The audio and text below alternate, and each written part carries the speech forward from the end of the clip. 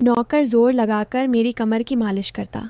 मैं उसको पैसे पकड़ाती तो कहता, रहने दो मालकिन, वसूली रात को करूँगा। मैं कुछ समझ नहीं पाती। जैसे जैसे वह मालिश करता मुझ पर खुमारी बढ़ती ही जाती और मैं सुकून से गहरी नींद सो जाती। लेकिन एक रात मुझे नींद नहीं आई। मेरे तो होश उड़ गए जब उस रात मालिश करते करते उसने मेरा नाम राधिका है। मैं बहुत खूबसूरत थी, इसीलिए शादी से पहले हर दिन मेरे लिए रिश्ता आता था। मैं अपने माँ बाप की इकलौती बेटी थी, इसलिए मेरा बाप चाहता था कि मैं इंजीनियर बनकर उसका नाम रोशन करूं। मगर जब मेरे लिए इतने अच्छे रिश्ते आते थे तो मेरी माँ मुझे कहती कि तुम अपनी पढ़ाई छोड़ दो ताकि मैं तुम्हारी शादी कर दूं। मगर मैं अपनी माँ से कहती थी कि मुझे तो इंजीनियर बनना है। मगर यह सुनकर मेरी माँ को गुस्सा आ जाता था और वह कहती थी कि तुम अभी शादी कर लो, ये इंजीनियर की पढ़ाई बाद में कर लेना। मगर मेरा बाप नहीं मानता था, इसलिए मेरी माँ एक बुज़ुर्ग बाबा के पास गई और उनसे कहा कि मैं अपनी बेटी की शादी करना चाहती हूँ, मगर उसका बाप नहीं मान रहा। कोई ऐसा ताबीज़ दो कि उसका बाप शादी के लिए फ़ौरन मान जाए। उस बुज़ुर्ग ने मेरी माँ से 2,000 रुपये लिए और ऐसा ताबीज़ दिया कि मेरा बाप मेरी शादी के लिए फ़ौरन मान गया। ये रिश्ता दरअसल मेरे बाप के दोस्त ने अपने बेटे के लिए मांगा था और कहा कि आपकी बेटी शादी के बाद भी इंजीनियर बन सकती है। यह सुनकर मेरे बाप ने उससे शादी के लिए फ़ौरन हाँ कह दिया और मैं विदा होकर अपने ससुराल आ गई। मेरे ससुराल वाले बहुत अमीर थे, इसलिए मैं और मेरे पति अलग घर में रहते थे। मेरा पति अपने बाप का बिजनेस संभालता था, इसलिए वह सुबह से शाम तक बिजी रहता था।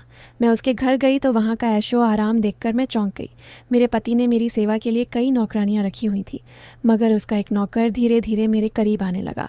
उस नौकर ने मुझसे कहा कि मैं यहाँ काफ़ी सालों से काम कर रहा हूँ और आपके ससुराल वाले मुझे बिल्कुल घर के मेंबर की तरह ही समझते हैं।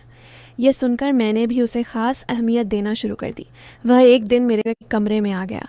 मैं अभी तक बिस्तर में लेटी हुई थी। उसने मुझे थका थका देखा तो कहने लगा कि आप लेटे रहो, थक गई होगी। अगर आपको ऐतराज़ ना हो तो मैं आपके कंधे दबा दूं। यह सुनकर मैं चौंक गई। मैं खूबसूरत थी, जवान थी, लेकिन मुझे मेरे पति के अलावा किसी मर्द ने नहीं छुआ था और ना ही मैंने किसी नौकर से कभी अपने कंधे दबवाए थे। इसलिए मैंने फ़ौरन मना कर दिया, क्योंकि मुझे अच्छा नहीं लगता कि कोई पराया मुझे छुए। यह सुनकर वह चुप हो गया और मेरे कमरे से चला गया। तभी मुझे एहसास हुआ कि मैंने उसकी बात का जवाब बहुत सख्ती से दिया था। शायद वह पहले भी मेरे ससुराल में ऐसे काम करता होगा, मगर मैंने साफ इनकार करके उसका दिल तोड़ दिया था। दरअसल मैं बहुत नरम दिल थी, इसलिए मुझे बाद में अफसोस होने लगा। मैं उसके बारे में सोचने लगी कि यह नौकर तो काफ़ी जवान और ख़ूबसूरत है, मुझे इससे कंधे नहीं दबाना चाहिए था। शायद मेरे पति को यह बात अच्छी ना लगे। अगर दोस्तों आपको मेरे से बात करना है तो इस वीडियो को लाइक करो और चैनल को सब्सक्राइब करो। और हाँ दोस्तों, जो सब्सक्राइब करेगा उससे मैं अपना नंबर भेज दूँगा, तो जल्दी से सब्सक्राइब कर लो। अगले दिन भी ऐसा हुआ। नौकर ने यही बात मुझे दोबारा कहा। मैं उस दिन बहुत थकी हुई थी, इसीलिए मैंने अपने कंधे आगे कर लिए और उससे कहा कि तुम मेरे कंधे दबा दो। यह सुनकर वह खुश हो गया और उसने मेरे कंधे दबाने शुरू कर दिए। वो इतने धीरे धीरे कंधे दबा रहा था कि मुझे फिर से नींद आने लगी। यह देखकर वह नौकर कहने लगा, मालकिन आपको नींद आ रही है, आप बिस्तर पर लेट जाओ, मैं आपके कंधे दबाता रहूँगा। मैं जैसे मदहोशी में थी, इसलिए फ़ौरन बिस्तर पर लेट गई। वह नौकर बिस्तर पर आ गया और मेरे कंधे दबाने लगा। उसके बाद मुझे होश नहीं रहा और मैं सो गई। मुझे नहीं पता था कि मैं कितने घंटे सोती रही। मेरी आँख खुली तो मैंने देखा कि वह नौकर अभी तक मेरे कंधे दबा रहा था। यह देखकर मुझे उस पर तरस आ गया और मैंने हाथ बढ़ाकर अपना पर्स खोली और कुछ नोट निकाले और उस नौकर के हाथ में रख दिए। यह देखकर वह शर्माने लगा। मालकिन, आप मुझे पैसे देकर शर्मिंदा कर रही है, मेरी सैलरी अच्छी है, मुझे इन पैसों की ज़रूरत नहीं है। यह सुनकर मैंने उससे कहा कि यह पैसे तुम्हारी मेहनत के हैं। यह सुनकर उस नौकर ने मुझसे वह पैसे लिए और मेरे कमरे से निकल गया। मेरा पति रात को देर से आता था, इसलिए मैंने शाम को फिर उस नौकर को अपने कमरे में बुलाया और उसे कहा कि तुम्हारी मालिश से मुझे बहुत अच्छी नींद आती है, इसलिए जब तक मेरा पति घर नहीं आ जाता तब तक तुम मेरे कमरे में ही रहना।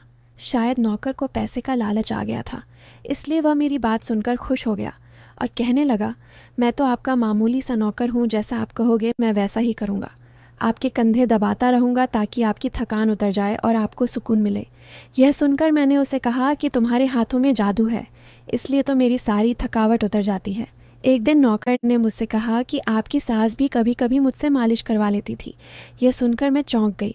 मुझे मेरी सास ऐसी नहीं लगती थी, मगर वह नौकर झूठ बोलने वाला नहीं लगता था। मुझे ससुराल आए 1 महीना होने वाला था, इसलिए मैंने नौकरों को परख लिया था। वह मुझे हर बात सच ही कहता था। मेरे घर में नौकरानियां भी काम करती थी, मगर वह झूठी और बेईमान थी। वह मुझसे जो बात सुन लेती थी उसे पूरे मोहल्ले में मशहूर कर देती थी, इसलिए मैं उन्हें अपने कमरे में नहीं आने देती। यह नौकर इस घर का पुराना नौकर था, इसलिए मैं उस पर भरोसा करती थी। पक्कर भी मेरे कमरे में आता था, मगर अपनी नज़रें झुकाकर रखता था। वह मेरे जिस्म को हाथ लगाता, मगर उसकी नीयत खराब न थी। ऐसा हर रात होता था। एक दिन मैंने अपने पति से कहा कि जब से हमारी शादी हुई है हम कहीं घूमने फिरने नहीं गए। यह सुनकर मेरे पति ने कहा कि जब से हमारी शादी हुई है तुम भी तो हर वक्त नींद में रहती हो। मैं रात को घर आता हूँ तो तुम गहरी नींद में होती हो। दिन को मेरे पास वक्त नहीं होता और रात को मेरे घर आने से पहले तुम सो जाती हो। यह सुनकर मैं अपने दिल में सोचने लगी कि यह सब नौकर की मालिश की वजह से हो रहा था। मेरे पति की शिकायत सही थी। मुझे रोज़ रात को अपने पति के लिए जागना चाहिए था। उस दिन मैंने फैसला किया कि आज रात जब नौकर मुझे मालिश के लिए कहेगा तो मैं इनकार करूँगी, ताकि मुझे नींद ना आए और मैं अपने पति के आने तक जागती रहूँ। शाम हुई तो मैंने नहाकर खुद को खूब तैयार किया और दुल्हन बनकर बिस्तर पर बैठ गई। नौकर मेरे कमरे में आया तो उसने मुझे मालिश के लिए पूछा, मगर मैंने साफ इनकार कर दिया। मेरी बात सुनकर वह कुछ उदास हो गया और वापस चला गया। कुछ देर बाद नौकर मेरे कमरे में आया तो उसके हाथ में चाय का गिलास था। मैंने खाना नहीं खाया था, इसलिए फ़ौरन चाय पी ली और अपने पति का इंतज़ार करने लगी, मगर मुझे नींद आ गई और मैं सो गई। सुबह में जागी तो नौकर फ़ौरन मेरे कमरे में आया और कहने लगा, मालकिन आपके लिए नाश्ता लेकर आऊं। यह सुनकर मैंने अपने पति के बिस्तर की तरफ देखा। वह खाली था। यह देखकर नौकर कहने लगा, मालिक को ज़रूरी काम था। वह नाश्ता करके चले गए। यह सुनकर मेरा मूड ख़राब हो गया। मैं रात भर उसका इंतज़ार करती रही, मगर वह सुबह होते ही ऑफिस चला गया। मैंने नौकर से कहा कि मेरे लिए चाय ले आओ। नौकर कमरे से बाहर निकल गया। तभी मैंने अपने जिस्म की तरफ देखा तो चौंक गई। रात को मैंने दुल्हन का कपड़ा पहना हुआ था, मगर अब मेरे जिस्म पर कोई और कपड़े थे। मगर मैंने अभी जेवरात पहने हुए थे। मेरा सर भारी होने लगा। मुझे यह सोचकर चक्कर आने लगे कि रात को मेरे साथ क्या हुआ था और मेरे कमरे में कौन था और उसने मेरे साथ क्या किया था, मगर मुझे कुछ याद न आया। मेरा दिल घबराने लगा और मैंने अपना सर पकड़ लिया। मेरा पूरा जिस्म दर्द कर रहा था, इसलिए नौकर चाय लेकर आया तो मैंने उससे कहा कि मेरा जिस्म दबा दो। यह सुनकर वह बिस्तर पर आ गया और मुझे दबाने लगा। उस दिन मैं देर तक बिस्तर पर पड़ी रही। उस दिन मेरे पति अचानक घर आ गए।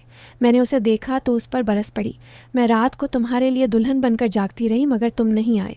यह सुनकर मेरे पति कहने लगे, मैं रात को कमरे में आया तो तुम गहरी नींद में थी, इसलिए मैंने तुम्हें नहीं जगाया।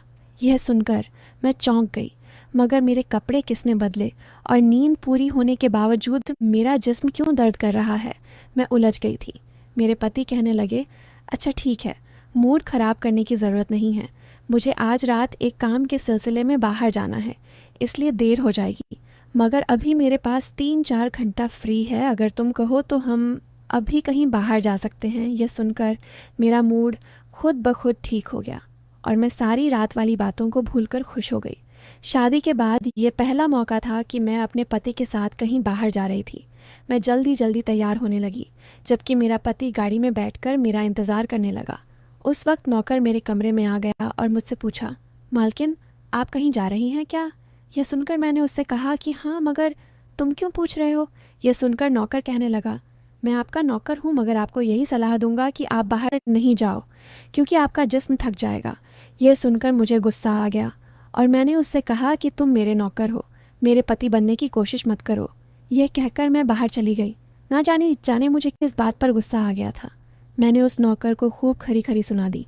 वह भी अपनी औकात जान गया था। तभी तो मैं जब घर आई तो वह मेरे सामने नहीं आया। मेरे पति मुझे गेट पर उतार कर वापस बाहर जा चुके थे। जबकि मैं अंदर आई तो मेरा सारा जिस्म बुरी तरह दुख रहा था।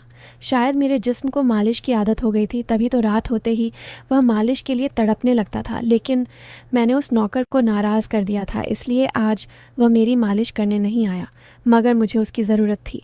इसलिए मैंने एक नौकरानी को बुलाया और उस नौकर को बुलाने को कहा। थोड़ी देर गुजरी थी कि वह नौकर मेरे कमरे में आ गया, मेरे बिस्तर पर बैठ गया और चुपचाप मेरे कंधों को दबाने लगा। यह देखकर मुझे शर्मिंदगी हुई। मैंने उसे इतना बुरा भला कहा, मगर उसने मेरी बात को बिल्कुल बुरा नहीं माना। मैंने उसे चुप देखा तो कहने लगी, मुझे उस वक्त पता नहीं क्या हो गया था, इसलिए मैंने तुम्हें खरी खरी सुनाई।